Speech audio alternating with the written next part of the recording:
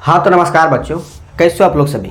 I hope आप लोग अच्छे होंगे, अपनी पढ़ाई को अच्छे से कर रहे हैं। तो देखिए आज के इस वीडियो लेक्चर में हम लोग क्या करेंगे, प्रतिस्थापन विधि के बारे में जानने वाले हैं। ठीक है, मीन्स प्रतिस्थापन विधि क्या है और प्रतिस्थापन विधि से कैसे किसी समीकरण में से वेरिएबल का मान निकाला जाता है उसके बारे में हम लोग सीखने वाले हैं। ठीक है, तो देखिए सबसे पहले प्रतिस्थापन विधि क्या है।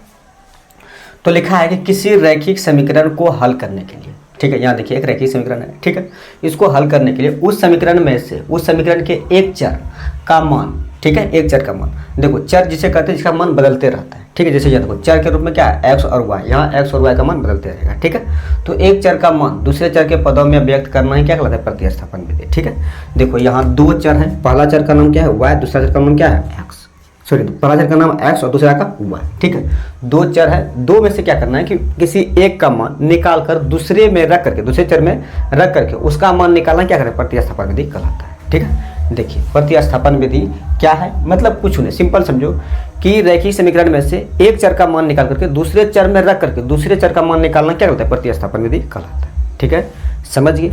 चलिए यहाँ तक थोड़ा बहुत समझ में आएगा, लेकिन जब क्वेश्चन को, ये जो एग्जाम्पल है इसको सॉल्व करेंगे तो पूरा फिर समझ में आ जाएगा। ठीक है, देखिए क्या है कि x प्लस वाई बराबर 14 है, इसको समीकरण 1 मान लेना है। ठीक है, और x माइनस वाई बराबर कितना है 4, इसको समीकरण 2 मान लेना है। ठीक है, देखो जब भी प्रतिस्थापन विधि से समीकरण में से वेरिएबल का मान निकालने बोलेगा तो सबसे पहले क्या करना है कि दो समीकरण आपके पास में रहेगा, दो समीकरण में से दोनों को मान लेना है, पहला समीकरण को समीकरण 1, दूसरा को समीकरण 2। ठीक है, उसके बाद ये देखना है कि जिसमें माइनस रहेगा उसी से चलना है। ठीक है, तो ये माइनस किसमें है, तो सर इसमें माइनस है। ठीक है, तो यहाँ लिखेंगे समीकरण 1, क्या है समीकरण 2 है ना, तो लिखेंगे समीकरण 2 से, समीकरण 2 से पहले हम लोग क्या करेंगे, किसी एक समीकरण से चल के x या y में से किसी एक का मान निकाल लेंगे। ठीक है, तो हम लोग चल रहे हैं समीकरण 2 से, तो समीकरण 2 हम लोग के पास में क्या है कि x माइनस वाई बराबर कितना है, तो 4 है, तो 4 लिख दिए। ठीक है, अब यहाँ देखिए ये y इधर माइनस में बराबर उधर प्लस में। ठीक है, क्या जगह कि x बराबर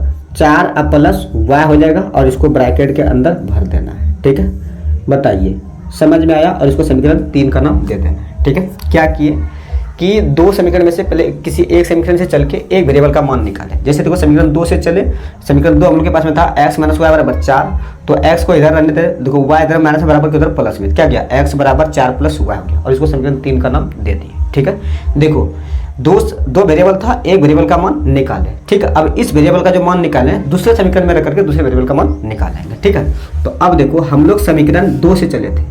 ठीक है, एक चीज़ यहाँ ध्यान रखना कि जिस समीकरण से चला है उस समीकरण से कभी भी उसमें मान नहीं रखना है। ठीक है, जिस समीकरण से रख करके पहले एक वेरिएबल का मान निकाले हैं, फिर उसी समीकरण में उस वेरिएबल का मान नहीं रखना है। ठीक है, देखो चले थे यहाँ किससे 2 से, तो 2 में नहीं रखेंगे, किस में रखेंगे 1 में, तो लिखेंगे कि समीकरण 1 में क्या लिखेंगे, समीकरण 1 में x का मान रखने पर, x का मान रखने पर, क्योंकि हम लोग x का ही ना मान निकाले हैं, हाँ सर, रखने पर देखो x का मान निकाले थे, इसी x का मान समीकरण 1 में रखेंगे। समीकरण 1 हम लोग के पास में क्या है कि x प्लस वाई बराबर कितना है, तो 14 है। ठीक है, उसके बाद x का मान ये कितना है, क्या है 4 प्लस वाई, यानी x की जगह पर रखेंगे 4 प्लस वाई, अब प्लस वाई है ये है बराबर 14 है, तो 14 लिख दिया। ठीक है, देखो यहाँ एक वाई, यहाँ एक वाई, कितना हुआ होगा 2 वाई, यानी 4 प्लस 2 वाई बराबर कितना होगा 14 हो गया। ठीक है, अब यहाँ देखो ये 4 इधर प्लस में बराबर के उधर माइनस में हो जाएगा, होगा ना,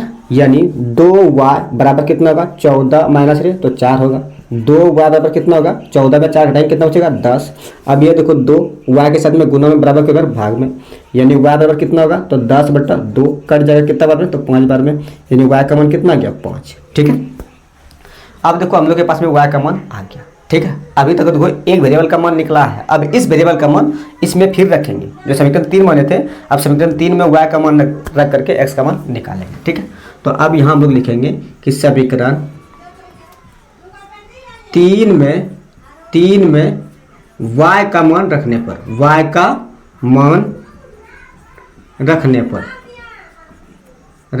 पर, तो समीकरण 3 देखो हम लोग के पास में क्या है कि x बराबर 4 प्लस वाई है, तो x बराबर 4 प्लस वाई है, तो 4 प्लस वाई रख दे।